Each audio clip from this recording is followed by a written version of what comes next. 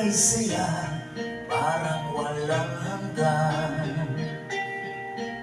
Sa tuwing magkasama, dulot mo ay ligaya.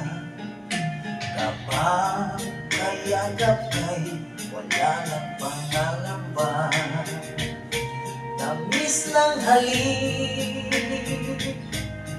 laging nadarama.